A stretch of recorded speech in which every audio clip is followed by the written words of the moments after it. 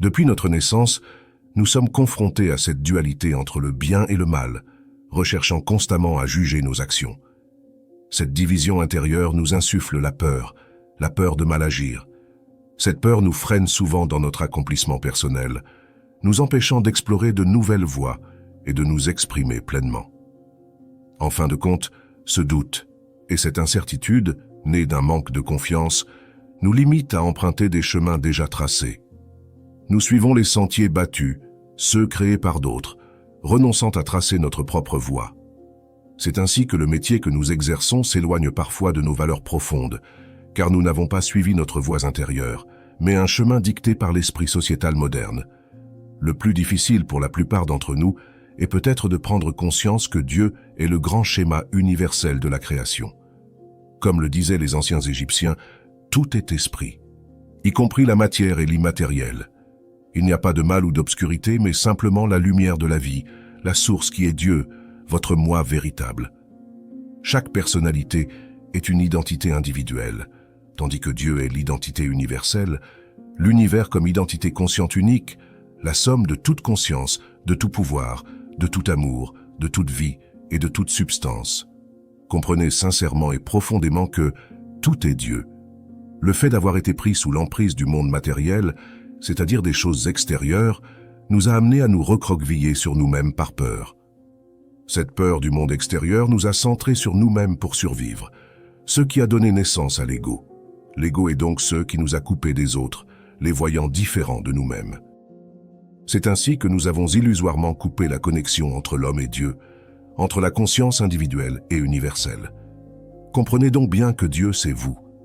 Dieu représente la conscience universelle, que l'on atteint consciemment lorsqu'on lâche prise sur notre ego et que l'on devient aimant envers tout. La conscience individuelle est ce qui nous donne conscience du soi, du « je suis ». Ici, il est majeur de saisir la notion d'unité. La conscience collective ne forme qu'un au sein de multiples consciences individuelles. Chaque conscience individuelle est une projection de la conscience universelle, unum et pluribus.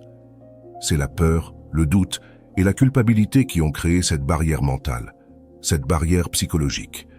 Mais en réalité, cette barrière n'a jamais existé. Le tout est esprit. L'homme ne peut échapper à l'unité ultime qui existe entre lui-même et le système universel, car il en fait partie intégrante. S'il est un produit de l'univers, et quel que soit le nom qu'il attribue à celui-ci, il doit supporter ce nom autant que sa nature. Un rayon de lumière est de la lumière authentique aussi bien qu'une dizaine, qu'un million ou un milliard de rayons. Tous les hommes et femmes sur Terre sont des êtres de lumière. Il n'y a pas d'élu ou quoi que ce soit d'illusoire. Il y a une seule et même unité. La lumière est la source de vie, l'esprit qui vit au cœur de chacun. Mentalement, nous nous bloquons à sa voix intérieure, qui est celle de nous-mêmes.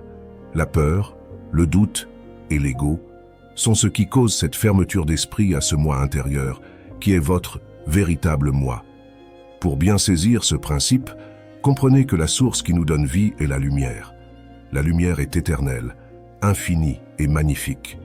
Chaque personnalité individuelle est un rayon de cette lumière, mais la peur, le doute ou la culpabilité créent des illusions d'ombre au travers de cette lumière.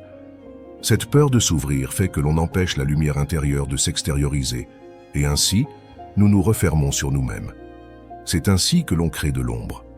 Les maladies, les discordes et les guerres sont dues au fait que nous ne laissons pas notre lumière intérieure, notre véritable moi, s'extérioriser. Lorsqu'on le fait, la lumière dissipe aussitôt toute forme d'obscurité. Ainsi, maladies, disharmonies et pauvreté disparaissent aussitôt, tout simplement car ces choses-là ne sont que des ombres. La disharmonie n'a pas lieu d'être au sein de l'harmonie. La division n'a jamais eu de place au sein de l'unité. Les guerres n'ont jamais été présentes au sein d'une fraternité. Une unité ne s'effondre jamais. Ce n'est pas ce que l'homme étudie, mais la façon dont il le fait qui lui permet de découvrir le secret de l'illumination spirituelle. Ce n'est pas ce que nous connaissons d'une chose, mais ce que nous en savons qui fait la différence. Mieux vaudrait tenter de classifier et de décrire la taille, la forme, la couleur et la densité des graines pour essayer de connaître la nature, plutôt que de seulement lire les descriptions de Dieu dans l'espoir de le connaître. Se familiariser avec la nature, c'est la connaître dans sa complétude, observer sa croissance sous tous ses aspects, et sentir, dans une certaine mesure, la force qui la produit. L'homme doit être en paix et connaître Dieu de la même façon, abandonner les descriptions et apprendre à sentir d'après lui, s'il veut toucher la proximité, le pouvoir, la sagesse et la substance qui sont constamment en action à l'intérieur de sa propre nature. Telle est la doctrine intérieure, la doctrine secrète. Les lectures et descriptions vis-à-vis de Dieu ne sont pas la source. La source se trouve en vous. L'illumination spirituelle relève d'avoir pris conscience de la véritable source qui vous donne vie, de son véritable pouvoir et de la véritable connaissance de soi. Nous nous définissons parfois comme la personnalité que nous nous sommes forgés via notre monde extérieur, notre personnalité égoïste, le masque social que nous portons. On se définit donc parfois comme quelqu'un d'anxieux ou comme une personne peu affirmée n'ayant pas confiance en elle. Mais cela ne relève pas de qui vous êtes vraiment. Votre véritable moi et les masques forgés en société n'ont rien à voir avec votre véritable nature. Vous ne perdrez jamais le pouvoir qui vous a été attribué, car ce pouvoir, c'est votre véritable nature. Pouvez-vous dissiper de la lumière en y mettant de l'obscurité? Eh bien non.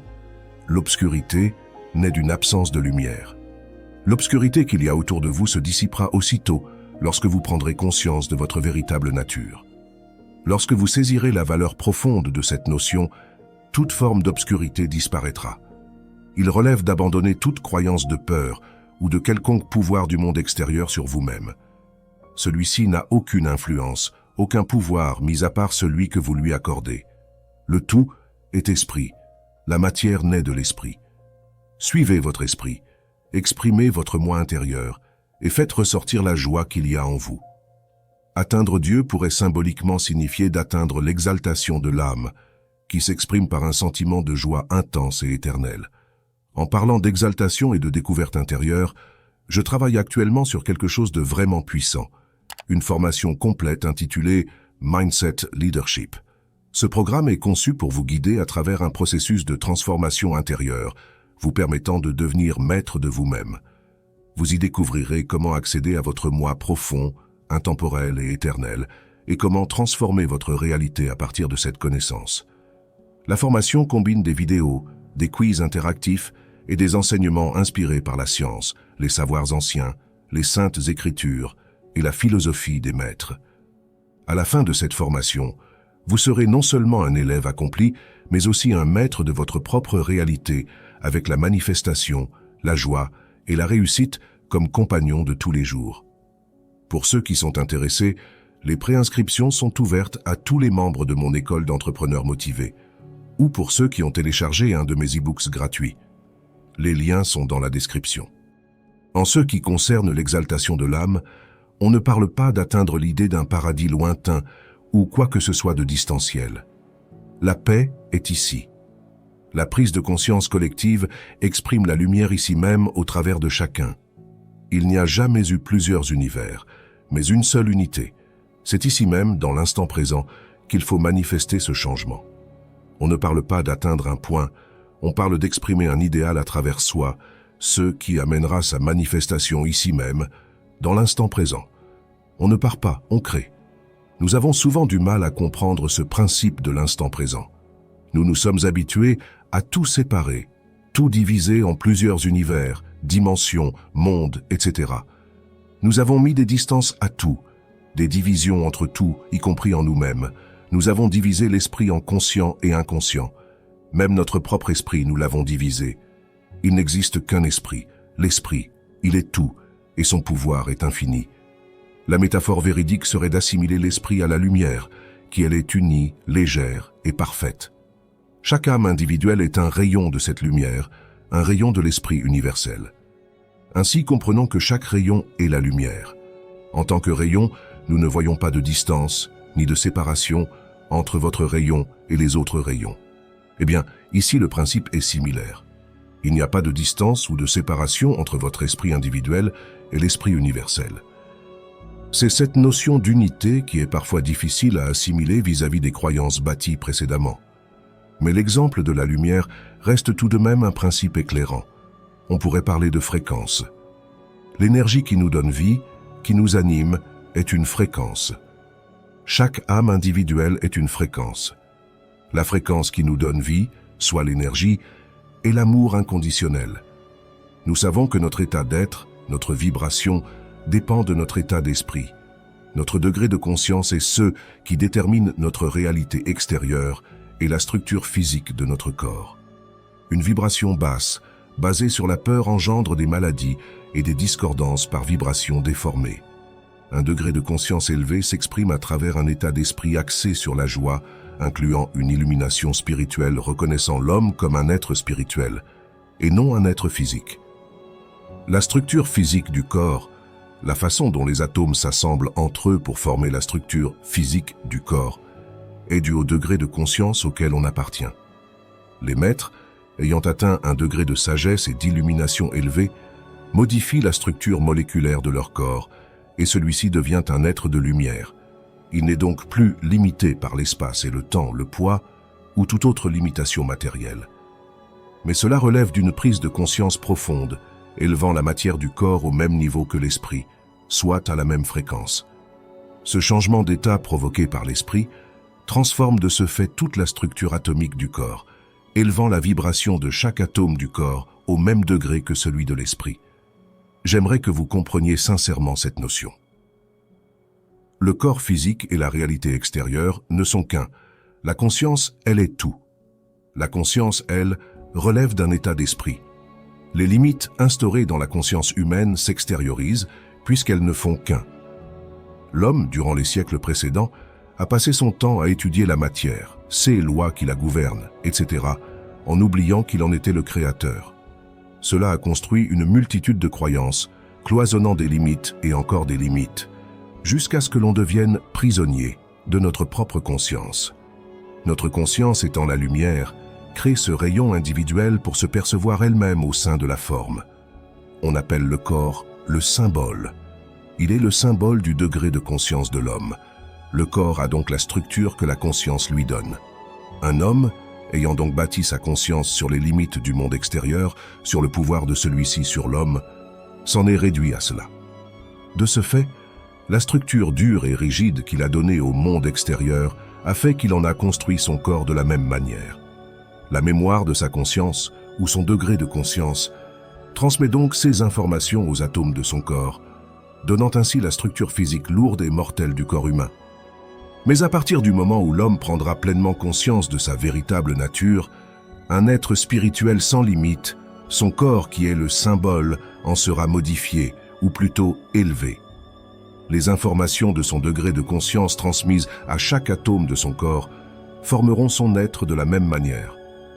Ainsi, lorsque l'homme comprendra réellement qu'il est un être de lumière, uni à chacun, étant lui-même un rayon de celle-ci, tout en étant la lumière en elle-même, son corps qui est le symbole de son esprit, en sera transformé. L'homme sera ainsi un véritable être de lumière, tel qu'il a toujours été. L'illusion de la matière, du corps physique disparaîtra, et l'homme retrouvera sa véritable nature de Dieu. Cependant, il est majeur de comprendre que les sens de l'homme ne disparaîtront pas. Vous n'allez pas vous retrouver dans un monde blanc de lumière. Ce principe de lumière est que l'homme en devient éclairé. De même, lorsque je dis que la matière disparaîtra, cela ne signifie pas qu'il n'y aura plus d'objets, de maisons ou autres, simplement que l'influence qu'elle exerce sur nous n'en aura plus. C'est une prise de conscience de légèreté, de déplacement, de création et d'émotion, en pleine joie. C'est l'illusion de la limite, de la peur et de la mortalité qui disparaîtra.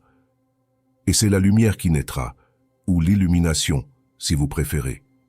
Si Dieu est tout, et que l'homme a été créé à son image, comment l'homme peut-il progresser, si ce n'est en élargissant sa conscience jusqu'à englober la grandeur de sa propre création? Il ne crée aucun savoir nouveau, il découvre ce qui est déjà. Se découvrira-t-il lui-même petit à petit, ou découvrira-t-il la réalité ultime dès le départ? À toutes les époques, les hommes sages ont déclaré que la seconde manière est la plus authentique.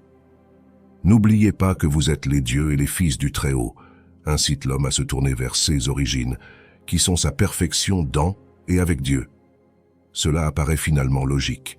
Pourquoi découvrir petit à petit qui l'on est réellement, Ou pourquoi faudrait-il attendre pour comprendre notre véritable nature? C'est lorsque l'on découvre notre véritable nature d'homme-dieu que le voile se dissipe, et c'est alors que l'on peut réellement créer, sur des bases solides, sur la fondation de l'unité. L'unité et l'univers nous ramènent tous au même point, unis vers un objectif commun. L'unité, ce sont les retrouvailles, c'est la reconnexion entre tous. C'est comme rétablir un réseau qui avait été brouillé par des interférences, ce qui provoquait des conflits de communication. Mais une fois un réseau établi, avec une belle connexion sans aucun brouillage, alors la communication se fait facilement et plus aucun conflit n'a lieu d'être. Lorsque tout est lumière, aucune lumière ne peut se nuire, tout simplement car chaque rayon est la lumière. Et de même, il n'existe pas d'obscurité dans la lumière. Comprenez bien cette signification. Un être pleinement éveillé ou éclairé signifie qu'aucune zone d'ombre, aucune illusion n'est plus présente dans son être. Cela signifie donc que l'homme a élevé son degré de conscience au point culminant de la lumière, soit au degré de l'illumination spirituelle. À ce stade d'éveil spirituel, la conscience de l'homme a atteint le point de Dieu, de lumière ou de prise de conscience totale. À ce moment même, la réalité s'en aligne de ce pas, et de même que son symbole soit son corps, car les deux ne forment qu'un. Ici, comprenant donc bien l'importance de la conscience ou de l'esprit. Nous avons précédemment, dans certaines de mes vidéos de ma chaîne, parlé des centres énergétiques du corps, ou de l'inconscient et du conscient, ou des deux hémisphères droits et gauche du cerveau humain. Mais comprenons bien que cela faisait partie du parcours d'apprentissage, pour vous comme pour moi, pour nous, afin de nous amener à la prise de conscience de l'esprit unique. Tout rejoint à ce point. Il n'y a donc pas plus de temps à perdre au fait de se concentrer sur plusieurs centres énergétiques du corps, ou sur le conscient et le subconscient, puisque tout part de l'esprit. En se concentrant sur le seul et unique point, l'esprit, vous faites suivre tout le reste, c'est la source. Si des rives sont boueuses, ou que le courant est faible, alimentez la source en eau pure, et les rives suivront. Les rives découlent de la source, de même que l'homme et la réalité dans laquelle il vit dépendent de son esprit, de son degré de conscience. Ce que l'on a nommé l'intelligence, basée sur les connaissances vis-à-vis du monde matériel, n'a rien à voir avec votre élévation spirituelle, votre prise de conscience.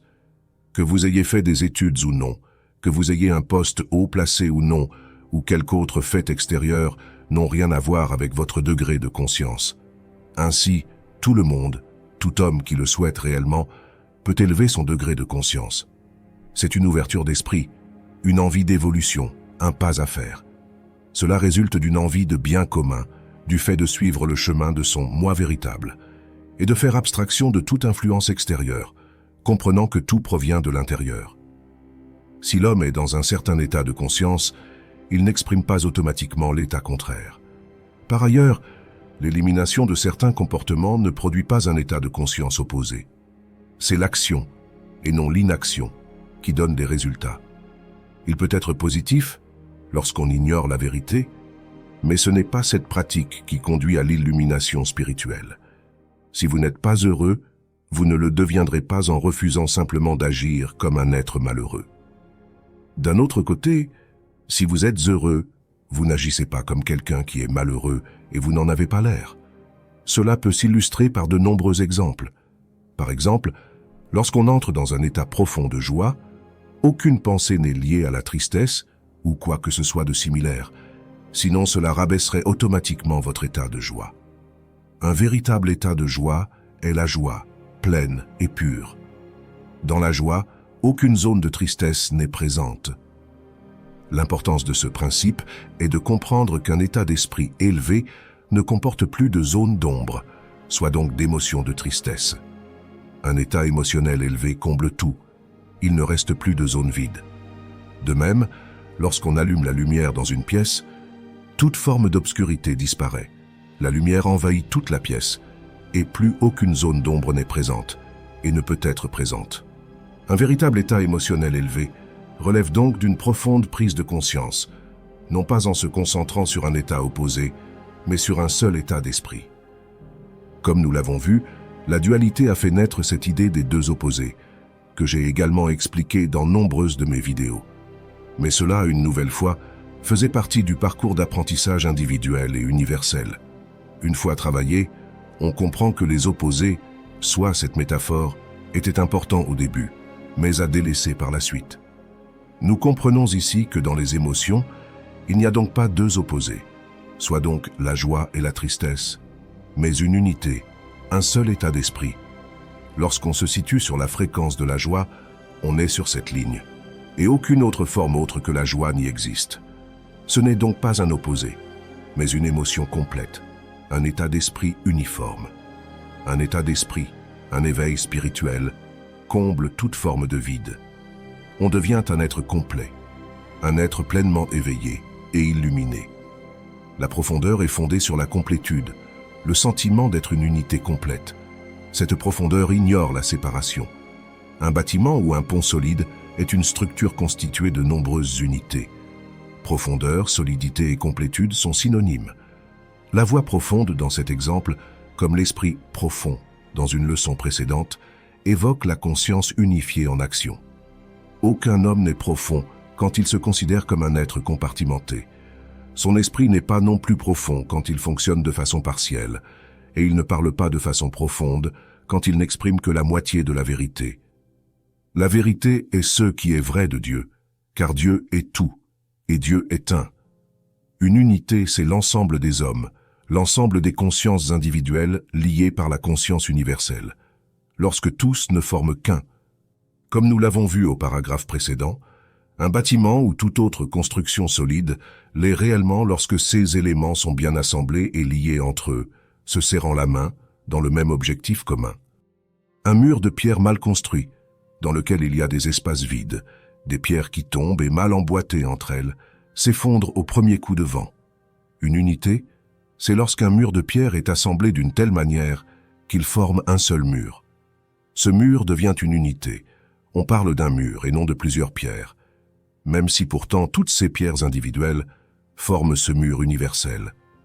Chaque fois qu'un groupe, une ethnie ou une nation se sépare des autres comme un peuple élu, distinct, directement lié à Dieu ou favorisé par lui d'une façon ou d'une autre, ce ne sont pas des êtres profonds, et leurs doctrines ne sont jamais ni solides ni profondes. Pour Dieu, tous les êtres humains sont égaux et toute manifestation est sa création. Ils sont tous inclus impartialement à l'intérieur de lui-même. Il est impossible que certaines personnes soient élues par Dieu et que d'autres ne le soient pas. Il a créé tous les hommes et toutes les femmes, et donc tous sont les élus de Dieu. Tous les peuples sont une manifestation de Dieu, de même que toutes les formes de vie végétale sont des manifestations de la nature. L'égalité réside dans la réalité. Quant à l'égalité sociale, elle ne dépend que de notre prise de conscience et de notre incarnation de la réalité universelle. Comprenez donc bien que tout être humain se trouve dans la sphère de Dieu, qui est l'universel. Certains se pensent seuls, élus et s'isolent eux-mêmes du tout. Tout être humain, qui ne se considère donc pas faisant partie de cette unique sphère, s'ombrage lui-même et s'empêche lui-même de découvrir sa véritable nature.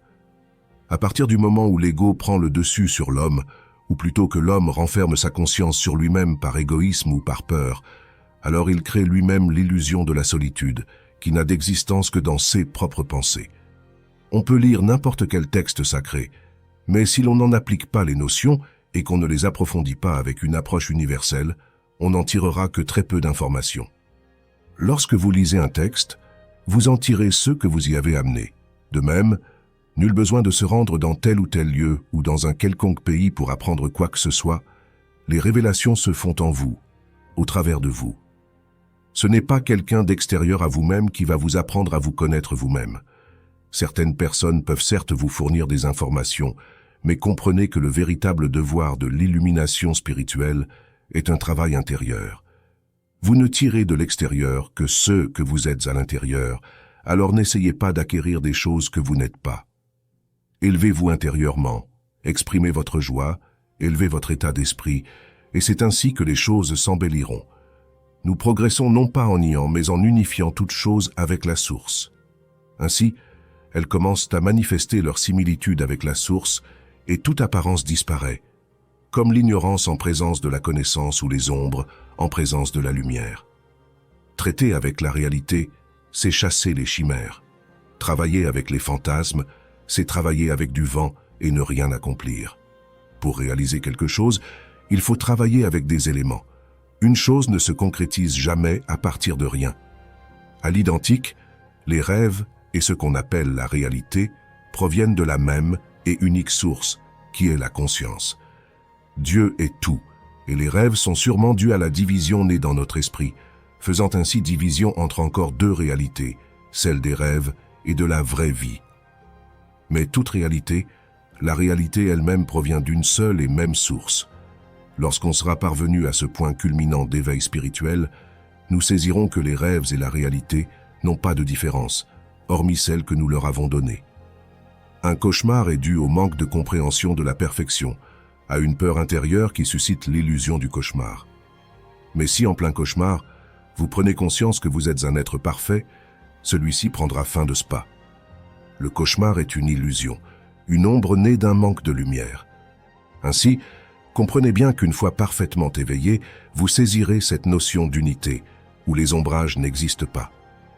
Les notions de doute et d'ignorance ne seront plus, car l'esprit est tout. Au-dedans de la connaissance pure, au cœur même de la vérité, tout mensonge se dissipe. C'est un chemin qui en aura valu la peine, puisqu'il relate d'une compréhension même de la réalité, des retrouvailles de notre véritable nature. Pour le coup, là est réellement le but de la vie. Ou peut-être que la première étape, vers une évolution et une amélioration infinie, mais au sein de la joie, au cœur même de la vérité. Nier quelque chose équivaut à l'ignorer, et ignorer la vérité équivaut à s'éloigner de sa propre nature. Pourquoi ne pas retourner à son origine, Dieu? Préférez-vous rester dans l'ignorance ou connaître la vérité? Les blocages que nous avons eus précédemment relèvent souvent de cette peur de l'inconnu. En fait, l'inconnu ou avancer vers un nouvel horizon relève de se faire confiance à soi-même généralement, et donc nous doutons, nous craignons d'avoir tort, ou que nous nous dirigions dans le mauvais chemin, puis nous entendons des choses à l'extérieur. Par exemple, on commence ce cheminement vers la lumière ou l'éveil spirituel, mais on entend des notions de diable, de voleur d'âme, ou toute autre chose, sans comprendre que ces choses, ces croyances, proviennent de nous-mêmes. Ce monde extérieur reflète notre monde intérieur. Ainsi, chaque zone d'ombre que nous avons pu laisser paraître prend forme dans la réalité extérieure. Dans le monde extérieur, nous affrontons en quelque sorte notre propre démon intérieur, notre propre peur, ou même plus précisément nos propres illusions. Mais lorsqu'on comprend que cette voix intérieure, c'est Dieu qui est tout, on comprend que c'est la seule et unique voie à laquelle se fier, lorsqu'on cherche à s'éveiller, à rejoindre le royaume des cieux qui est ici. Par royaume des cieux, j'entends en vérité la prise de conscience, synonyme d'éveil spirituel ou d'illumination. C'est donc là l'importance de saisir cette notion profonde, du principe véritable régissant tout. Lorsqu'on parvient à admettre la vérité, nous saisissons que toute peur provenant de l'extérieur n'est qu'une zone d'ombre née à l'intérieur de nous-mêmes, qui nous revient. Notre monde extérieur nous aide à voir ce que nous sommes intérieurement. Ainsi, certaines choses extérieures nous montrent nos zones d'ombres à combler, en les illuminant. Il n'existe pas de gens pervers, intelligents ou gentils, mais simplement des variantes du même esprit. Ainsi, lorsque l'esprit change son énergie, élève sa conscience à des degrés supérieurs, tout suit. Élever l'énergie commune, la conscience collective, à travers la conscience individuelle, permet donc d'élever tout à partir du même et unique point, l'esprit. Que votre visage rayonne de joie ou soit assombri par la peine, c'est le même visage, mais il apparaît différemment sous diverses influences. La chair est une substance spirituelle manifeste, qu'elle soit malade ou saine. Seule l'influence qui se trouve derrière ces besoins peut être changée. Quand la conscience s'étend à son véritable état de connaissance de la totalité et de l'unicité de Dieu, la chair manifeste automatiquement cette condition. C'est alors le retour de la chair à son véritable état, comme substance rayonnante du monde de Dieu. Le corps physique, qui est le symbole de la conscience, est donc régi par les besoins et les connaissances de la conscience. Changez la conscience, changez les besoins de la conscience, et le symbole en sera changé. La chair, le teint malade ou joyeux, reflète l'état de conscience qu'il y a derrière. La conscience est ce qui régit le corps et la réalité. C'est l'élément unique sur lequel se concentrer, sur le cœur même de la source de tout, Tout changement extérieur provient donc de l'intérieur. En rendant la source pure, toutes les rives en seront éclaircies et retrouveront leur couleur pure d'origine. Le royaume de la réalité nous entoure et la seule démarche que nous ayons besoin d'effectuer consiste à rejeter l'idée qu'il est très loin de nous. Tout ce qu'est Dieu se trouve à l'intérieur comme autour de tous les hommes et les traverse. Inclus dans cette totalité de Dieu, l'homme est impuissant. Il ne peut qu'accepter cette réalité, vivre en harmonie avec elle et en prendre pleinement conscience. La réalité se discernera lorsque l'illusion de ce qu'on croit être la réalité se dissipera. Dieu, la source ou la lumière en chacun, l'énergie qui donne vie à tout, est unique, omniprésente, omnisciente et omnipotente. Il n'y a donc pas d'autres endroits, en dedans ou en dehors de Dieu, puisque Dieu est tout. On peut alors lâcher prise, car tout est un, et rien ne sort ni n'entre en dehors de l'unité, car l'unité est tout. C'est ainsi qu'on lâche prise sur les illusions et se libère de ce poids. De ce pas, le corps retrouve sa substance originelle, telle qu'elle l'a toujours été, de la chair faite de lumière. Elle ne connaît ni poids, ni temps, ni espace qu'elle ne peut franchir. Elle est tout, et ne fait donc un avec tout. En étant conscient de tout, on le devient, et les barrières illusoires de limites s'affranchissent et disparaissent. C'est ici la véritable connaissance du principe, une prise de conscience universelle qui amène l'affranchissement de toute barrière illusoire. On devient ainsi Dieu, on devient un être de lumière, ou simplement l'on retrouve sa forme d'origine, lorsque le voile à travers le temple est levé. Lorsque le voile est levé, la lumière envahit tout le temple, et toute forme d'illusion, de zone d'ombre se dissipe. On y voit enfin clair, et tout devient une évidence. Alors on peut affirmer que l'on connaît la vérité. On reconnaît la réalité du principe. La cause et l'effet ne font qu'un, et connaître la vérité, c'est être instantanément libre. Savoir que Dieu est santé, c'est se sentir bien aussitôt. Savoir que Dieu est soutien, c'est être instantanément soutenu, car l'un présuppose ou inclut l'autre. Il ne peut y avoir de séparation. C'est ici qu'on parle de réelle liberté. La liberté d'être, la liberté de s'exprimer et la liberté de vivre. La profonde harmonie et le réel état de paix intérieure sont ressentis lorsqu'on prend conscience du véritable principe. La vérité dissipe toute ignorance. Comme je l'ai donné en exemple dans une de mes précédentes vidéos, la connaissance d'une vérité mathématique, telle que 2 plus 2 égale 4, dissipe aussitôt toute forme d'ignorance telle que 2 plus 2 égale 5. C'est ici le réel pouvoir de la vérité. La vérité ne laisse pas de place au doute, car aussitôt que l'on connaît la vérité, les illusions disparaissent. Comme on dit, en connaissance de vérité, il n'y a pas de place pour l'ignorance. L'ignorance relève simplement d'une absence de vérité. Toute ignorance peut donc être aussitôt dissipée avec l'apparition de la vérité. La vérité illumine l'ignorant. Puisque l'ignorant détient en réalité la vérité, il ne l'avait juste pas encore perçue. De même, chaque être humain est déjà un être spirituel, un être de lumière, mais il n'en a pas encore pris conscience. Une prise de conscience relève finalement à prendre conscience de qui nous sommes au plus profond de nous-mêmes. C'est un peu comme s'affranchir de nos propres démons, dissiper nos propres peurs afin d'y faire jaillir la lumière. La réalité dans laquelle nous avons vécu précédemment relevait d'un combat intérieur, d'un combat entre nous et nous. Chacun affronte ses propres démons, jusqu'à comprendre que ces démons ne sont que des variantes du même esprit, et qu'il faut donc changer l'énergie de la source afin d'alimenter différemment tous ceux qui s'ensuit. Sans avoir conscience de ce principe, tout travail extérieur était vain. C'est toute l'importance de la vérité, aller directement à l'essentiel, à l'unité.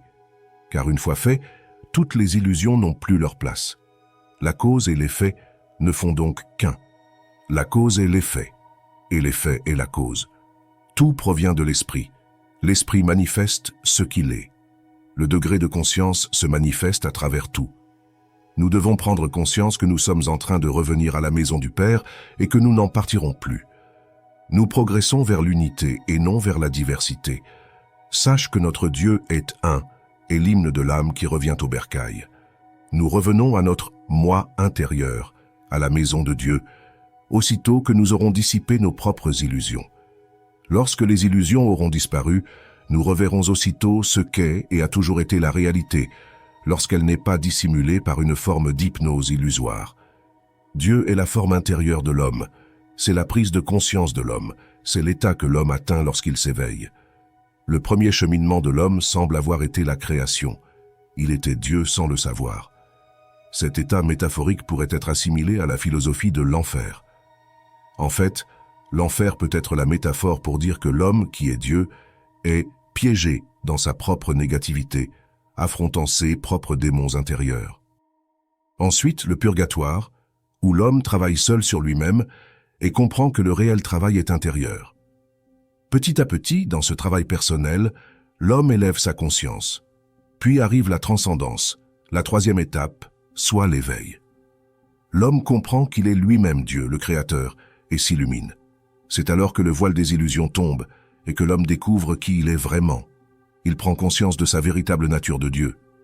Ici, on comprend donc que tout ce processus se passe dans la même réalité, puisque ce ne sont que des métaphores philosophiques aidant à la compréhension du cheminement de l'esprit au-dedans de lui-même. En réalité, il n'y a donc jamais eu de diable ou d'enfer, mais simplement des illusions. Ces métaphores étaient utilisées à la prise de conscience, au cheminement, mais aujourd'hui, elles peuvent être délaissées puisque ces métaphores n'ont plus d'importance. Lorsqu'on saisit la vérité, il n'y a plus que la vérité. Je vous remercie d'avoir regardé jusqu'à la fin. N'hésitez pas à mettre un pouce bleu si la vidéo vous a plu, à vous abonner et à souscrire à la chaîne si vous souhaitez obtenir des badges et emojis uniques. Merci infiniment et à tout de suite dans une nouvelle vidéo.